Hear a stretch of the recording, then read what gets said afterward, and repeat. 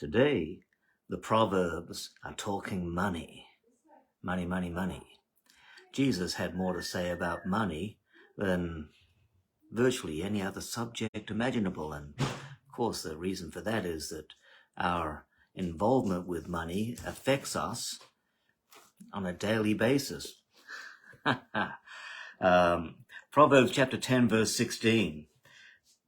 The wages of the righteous bring them life, but the income of the wicked brings ruin. This is the practical, day-by-day rendition of Romans 6:23. The wages of sin is death, but the gift of God is eternal life through Jesus Christ. Now, how we handle money brings about in our earthly existence the material reality of what takes place within our hearts spiritually. So Romans 6:23, the wages of sin is death. In Proverbs 10 verse 16, it says, the income of the wicked brings them ruin. And then Romans 6:23 says, the gift of God is eternal life through Jesus Christ. Proverbs 10:16, the wages of the righteous bring them life. It's saying in a practical dimension what takes place in a spiritual dimension. All right, so let's talk about this kind of thing. The righteous do right. They do right in their workplace. They do right in their labor. They do right in their business. And in so doing, they increase their likelihood of an uptick in their lifestyle. They receive recognition. They'll get a higher income. They might get the bonus, and they get the most desirable commodity of all, and that is a good reputation. You trade on your reputation. Every businessman knows this. You trade on your reputation. Every church leader knows this. You trade on your reputation. Your reputation as a leader reflects in the ability of people to be able to trust you. Now, on the other hand, the rewards of the wicked are corrupted because they lack the integrity necessary for people to be able to put their trust in them.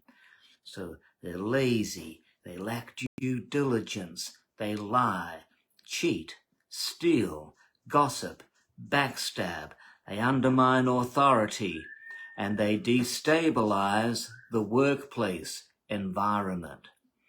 And their reputation follows them wherever they go. The wicked bring ruin upon themselves and the environment wherein they work. Their home environment gets ruined because they are lazy with their lives. Now, two people earning the same wage ought to be able to bring about similar results, so you'd think. But that's not how things play out. The righteous generally will take their pay, they'll use it to provide for the necessities of the family. If there's any to spare, they'll invest it on earth or in heaven. That's the right thing to do. But that's not how the wicked think. The wicked takes his pay and squanders it on alcohol, drugs, gambling. He wakes the next day, he's in no condition to go to work. He loses his job, loses his house, loses his marriage, loses his children. His income has brought about ruin. Even among the righteous, there's not an even distribution of income. There's several reasons for this. First, not everyone respects money to the same degree. Viewed properly, money is a tool to use productively in the world. We receive it as compensation for services provided. Money is the fiscal measure by which we gauge the value of time. To begin respecting money, ask yourself, how much are you worth? Of course, we're all equally of infinite value in the sight of God.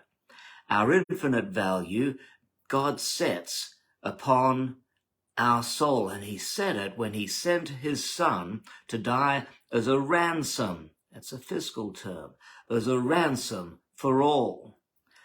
So God values you infinitely. Your spouse and your children and your parents and your siblings also value you.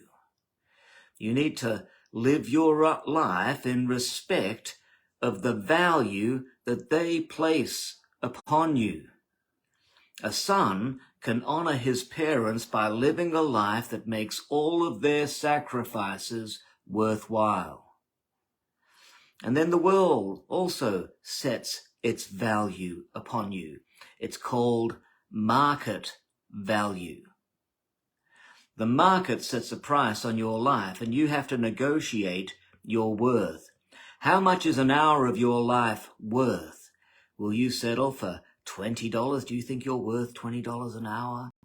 Or do you think you're worth $200 an hour? Or what about $2,000 an hour? You think $2,000, that's a lot of money. Well, some people, they receive $1 million a day for their work. So what are you worth? You barter your life whenever you do business. If you believe an hour of your time is worth, say, $200, you should consider what areas in the business world are willing to pay that. If you're a checkout operator at the local supermarket, there's not much use going to your boss and pushing for $170 an hour wage rise, because the market has already set the value of a checkout operator.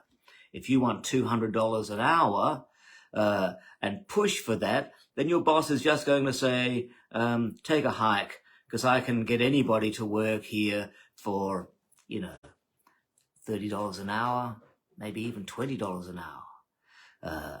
So, just watch it. But if you want $200 an hour, then you're going to have to figure out a way to, maybe become the manager of where you're working. Or perhaps consider changing jobs. Maybe you need to go to university, study to become a lawyer or a physician. And then you'll be getting your $200 an hour.